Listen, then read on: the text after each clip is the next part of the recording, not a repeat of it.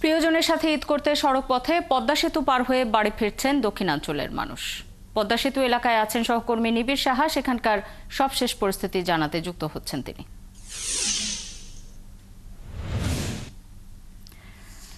নিবিড়, যানবাহনের চাপ কেমন দেখছেন পদ্মা সেতুতে? টোল প্লাজা এলাকায় কোনো যানজট আছে কিনা জানাবেন।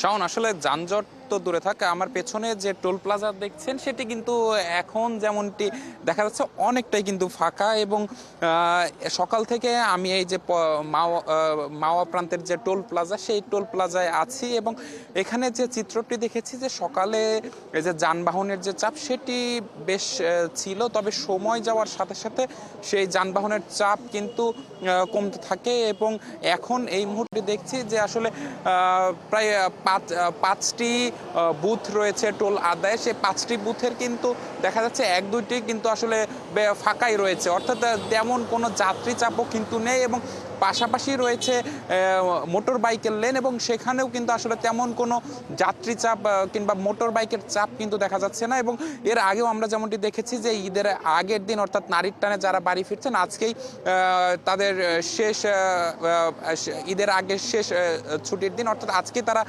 বাড়িতে ফিরছেন এবং সেই যে যাত্রী চাপ সেটি কিন্তু আসলে দেখা যাচ্ছে না। আমি কিছুক্ষণ আগে এই টোল প্লাজার কর্মকর্তারা যারা রয়েছেন তাদের সাথে কথা বলেছি, তারা বলেছেন যে গতকাল অর্থাৎ 5 তারিখে সর্বোচ্চ যাত্রী এবং যানবাহনের চাপ ছিল গতকাল প্রায় 52,000 গাড়ি এই টোল প্লাজা অতিক্রম করে গেছে। এবং আজকের যে পরিসংখ্যানটি তারা দিয়েছেন যে গত 8 ঘন্টায় এখন পর্যন্ত 11,000-এর বেশি গাড়ি অর্থাৎ প্রায় 11,500 গাড়ি কিন্তু এই টোল প্লাজা পার হয়েছেন। এবং তারা বলছেন যে এবারের ঈদ যাত্রায় কিন্তু অনেকটা অনায়াসে কিন্তু আসলে যে গাড়িগুলো রয়েছে সেই গাড়িগুলো ঢাকা মাওয়া এক্সপ্রেসওয়ে হয়ে মাওয়া প্রান্তের টোল প্লাজা হয়ে তারা কিন্তু পদ্মা সেতু পার হতে পারছে। খুব একটা বেশি সময়ও কিন্তু লাগছে না, অন্য সাধারণ দিনের মতোই কিন্তু তাদের সময় লাগছে। এবং সব কিছু মিলিয়ে কিন্তু যাত্রীদের সাথেও কথা বলেছি, যাত্রীরাও কিন্তু বলছেন যে আসলে এবারের ঈদ যাত্রা কিন্তু বেশ স্বস্তিদায়ক,